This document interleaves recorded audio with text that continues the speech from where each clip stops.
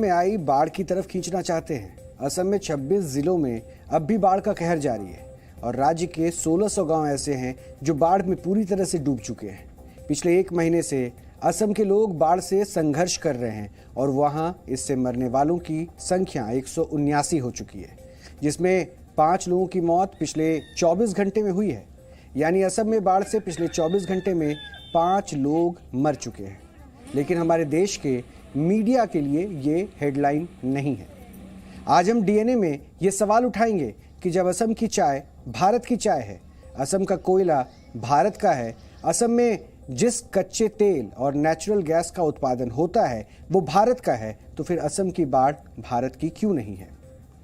भारत में हर साल जितनी चाय का उत्पादन होता है उसमें से आधी से ज्यादा चाय का उत्पादन असम में ही होता है और आंकड़ों में कहें तो असम में हर साल 70 करोड़ किलोग्राम चाय का उत्पादन होता है और असम की चाय जब दूसरे देशों में बेची जाती है तो ये भारत की चाय कहलाती है। इसी तरह असम राज्य में 37 करोड़ टन कोयले का विशाल भंडार है और ये कोयला भी भारत का कोयला कहलाता है। पूरे देश में सबसे ज्यादा नेचुरल गैस का उत्पादन भी असम में होता है और ये नेचुरल गैस भी भारत की ही मानी जाती है और असम का कच्चा तेल भी भारत का कच्चा तेल माना जाता है। कच्चे तेल के उत्पादन के मामले में गुजरात और राजस्थान के बाद असम का ही नाम आता है और देश में 15% कच्चे तेल का उत्पादन असम में होता है। यानी असम की चाय भी भारत की है, असम का तेल भी भारत का है, असम का कोयला और गैस भी भारत की है, लेकिन असम की बाढ़ भारत की नहीं है। और इससे दुखद कुछ नहीं हो सकता कि ये स्थिति भी तब है जब असम में हर साल बाढ़ से सैकड़ों लोग मर जाते हैं और इस बाढ़ से असम को हर साल 200 करोड़ रुपए का नुकसान होता है।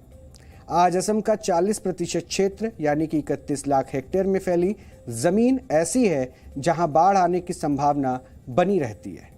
देश के जिन इलाकों को बाढ़ संभावित क्षेत्रों में गिना जाता है उनमें से 10% क्षेत्र सिर्फ असम में है और आपको जानकर आश्चर्य होगा कि अगर असम में हर साल इसी तरह बाढ़ आती रही तो एक दिन ये राज्य नक्शे से मिट जाएगा।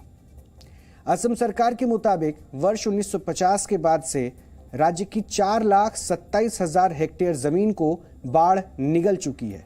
यानी राज्य के कुल क्षेत्रफल का लगभग 7.5% एरिया 1950 के बाद से बाढ़ में गायब हो चुका है और हर साल इस बाढ़ में असम को 8,000 हेक्टेयर जमीन का नुकसान भी हो रहा है। बाकी राज्यों की तरह असम में भी हर 5 साल में चुनाव होते हैं और हर 5 साल में वहां नई सरकार आती है, लेकिन असम का दुर्भाग्य ये है कि वहां बाढ़ 5 साल बाद नहीं आती बल्कि हर साल आती है और इसी बाढ़ के लिए 2 बड़ी नदियां जिम्मेदार हैं। एक है ब्रह्मपुत्र नदी, दूसरी है बराक नदी। अरुणाचल प्रदेश और मेघालय में जब भारी बारिश होती है तो इन राज्यों का पानी इन्हीं नदियों में आकर मिलता है और ये नदियां जलस्तर बढ़ने से काफ़ी खतरनाक हो जाती हैं, जिससे असम में बाढ़ आती है। इसके अलावा नदियों का जलस्तर बढ़ने से मिट्टी का कटाव होता है और नदियों की चौड़ाई भी बढ़ जाती है और अभी ब्रह्मपुत्र नदी कई स्थानों और क्षेत्रों में 15 किलोमीटर तक चौड़ी हो चुकी है। यानी ये वो क्षेत्र है जो नदी में समा चुके हैं।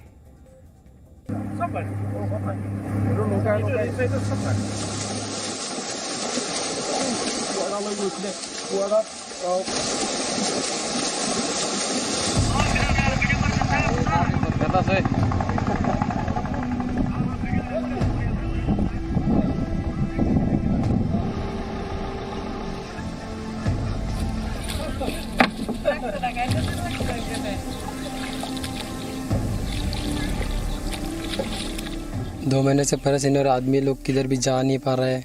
बहुत ज़्यादा मुश्किल हो रहा है। इधर खाना रिलीफ इधर कोई नहीं मिला है अभी तक। ये देखो और आदमी ऐसे है ना, रास्ता में रुका है, किसी को कोई कुछ नहीं दिया, कुछ भी नहीं मिला इधर आदमी लोग को।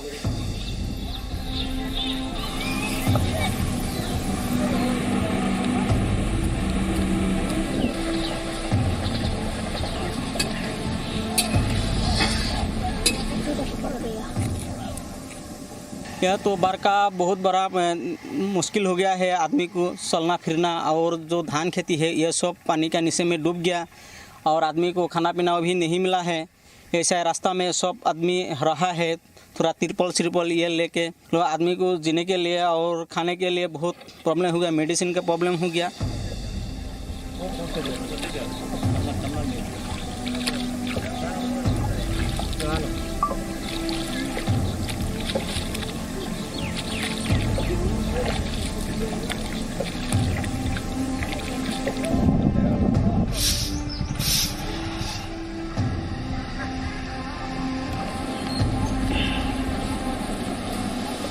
एक महीने हो गया और फ्लड से खेती बाड़ी सब पानी में गया और वो हमारा घर डूब चुका है।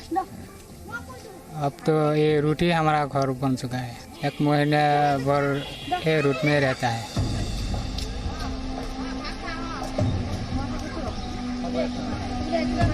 चार बीघा धान है, 4 बीघा पटुआ है, कुछ भी हम लोग कर्तव्य नहीं करते हैं।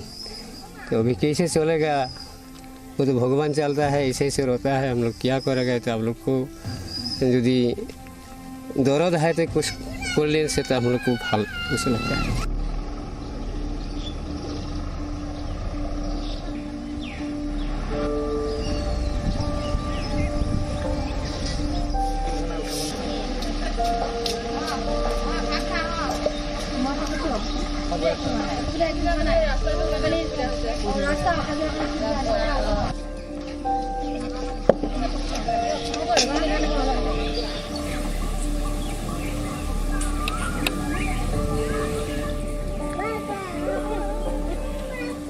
प्रकृति के आगे हम सब बेबस है।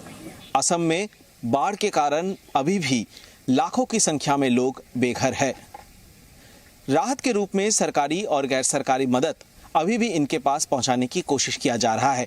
इसके साथ ही अचानक आए इस प्राकृतिक आपदा के कारण असम राज्य के कई जगहों पर बुनियादी ढांचा ध्वस्त हो चुका है। कैमरामैन अल्पन बोरा के साथ सुमित सेनगुप्ता, जी मीडिया, असम। हम असम में आई इस बाढ़ की तरफ लगातार लोगों का ध्यान खींच रहे हैं, क्योंकि बाकी राज्यों की तरह असम भी भारत का अभिन्न अंग है और असम के लोगों की जान की भी उतनी ही कीमत है जितनी कीमत देश के दूसरे राज्यों के नागरिकों की है। और ये जो संविधान है ये कहता है कि इस देश की सरकारों और यहाँ की व्यवस्था को इस बाढ़ से असम के लोगों को बचाने के लिए ठोस इंतजाम करने चाहिए। ये कहना कि असम में तो हर साल बाढ़ आती है और इसमें नया क्या है, ये बहुत असंवेदनशील है। हमें ये सोचना चाहिए कि इस बाढ़ को रोका कैसे जाए।